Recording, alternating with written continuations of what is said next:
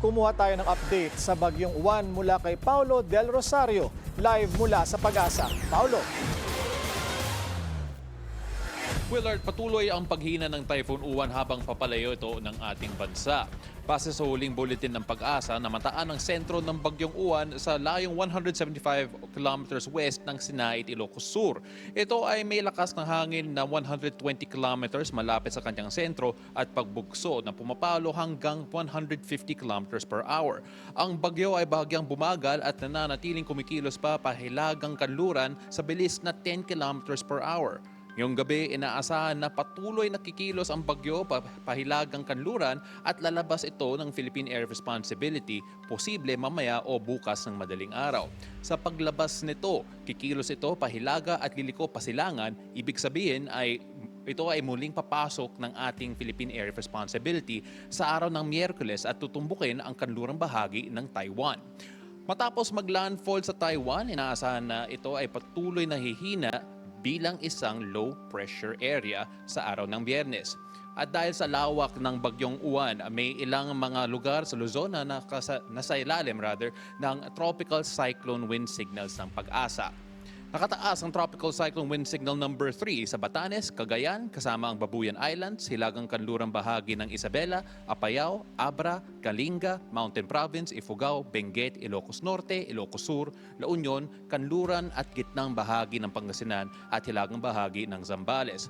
Makararanas ang mga residente sa mga nabanggit na lugar ng lakas na hangin na 88 kilometers sa susunod na 24 oras. Samantala, wind signal number 1 ang nakataas sa natitirang bahagi ng Isabela, Quirino, Nueva Vizcaya, natitirang bahagi ng Pangasinan, Aurora, Nueva Ecija, natitirang bahagi ng Zambales, Bataan, Tarlac, Pampanga, Bulacan, Metro Manila, Cavite, Laguna, Batangas, Rizal, Quezon kasama ang Pulillo Islands, Occidental Mindoro kasama ang Lubang Islands, Oriental Mindoro, Marinduque, Calamian Islands, Camarines Norte, hilagang kanlurang bahagi ng Camarines Sur.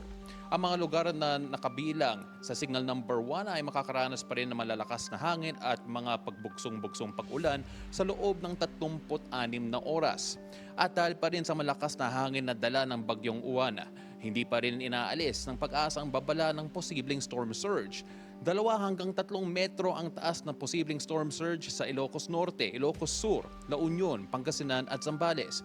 Storm surge na may taas na 1 hanggang 2 metro ang inaasahan sa Pangasinan, Zambales, Bataan, Cavite, Batangas, Occidental Mindoro, Palawan, Cagayan, Isabela at Aurora. Na pinapayuhan ang mga residente sa mga nabanggit na lugar na iwasan na pumunta na malapit sa dagat at lumipat sa mga lugar na hindi prone sa mga storm surge. Para naman sa lagay ng panahon ngayong gabi, dahil pa rin sa Typhoon Uwan, makakaranas pa rin ng masungit na panahon ang mga residente sa Ilocos Region, Cordillera Administrative Region, Cagayan Valley at Central Luzon. Maulan na panahon naman na paminsan ay na may experience ng malalakas na pagbugso ng hangin at mararanasan ng mga residente dito sa Metro Manila.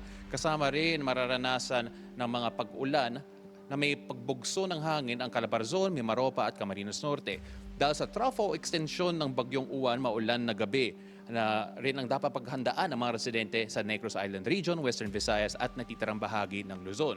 Sa natitirang bahagi ng bansa, bahagyang maulap hanggang maulap ang kalangitan, ang inaasahan na may posibilidad ng pag-ulan dulot ng thunderstorms. Now, ito po ang latest na sa lagay ng panahon mula sa Pag-asa Weather and Flood Forecasting Center. Ako po si Paulo Del Rosario. Mag-ingat po tayong lahat. Magandang gabi. Willard, back to you. Maraming salamat sa iyo, Paulo Del Rosario, live mula sa Pag-asa.